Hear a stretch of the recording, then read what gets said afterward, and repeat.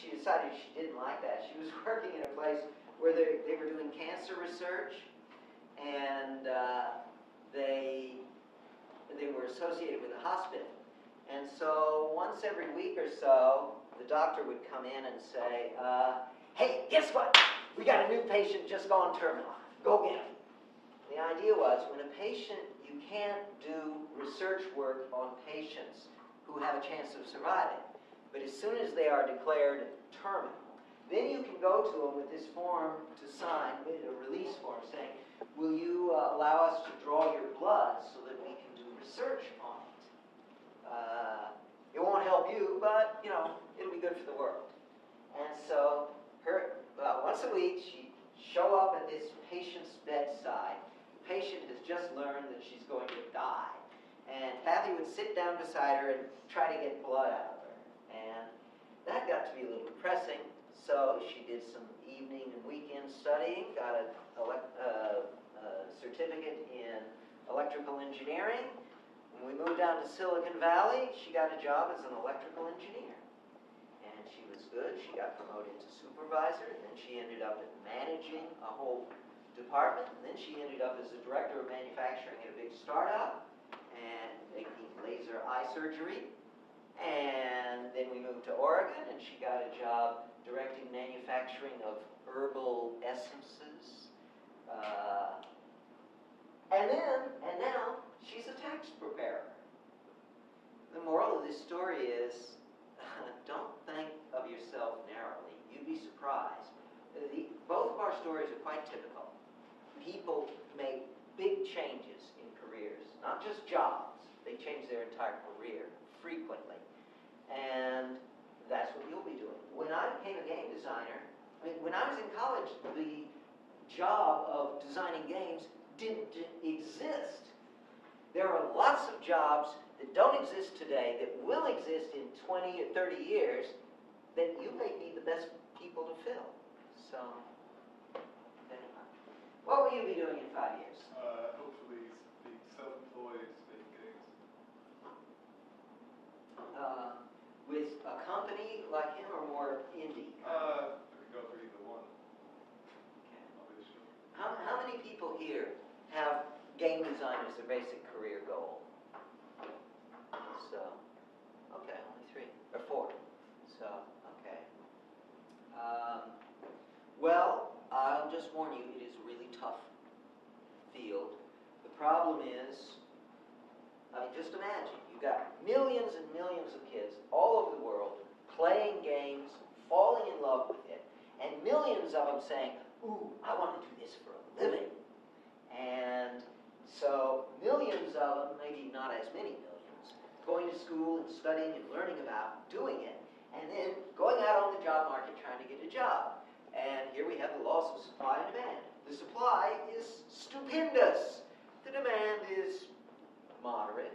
And so what's the price going to be? Well, very low.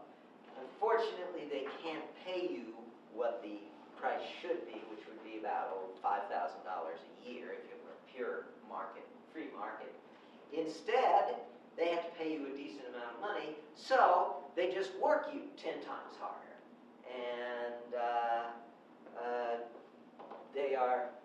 I will tell you, I was horrified when an executive at a big games company in a lecture he was giving proudly described the system they had developed whereby they hired cannon fodder. Basically, they had their executive and their managerial staff of really talented people that they were happy with, and then they were always bringing in programmers to do the game programming work and getting rid of them as soon as they got tired of them, or as soon as they started complaining. And they had a whole system for just shuttling people through their company. And that's the way the games industry works. What company was that? Electronic Arts. So, anyway, yes, starting your own company is the best way to do it. Unfortunately, supply and demand applies to your company too. You will pay yourself about $5,000 a year. So,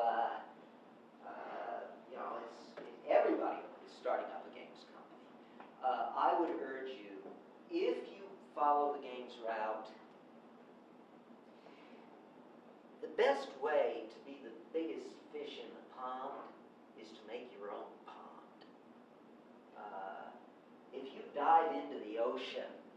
I mean, there are a lot of big sharks out there, and you're a little, and you're going to be eaten alive.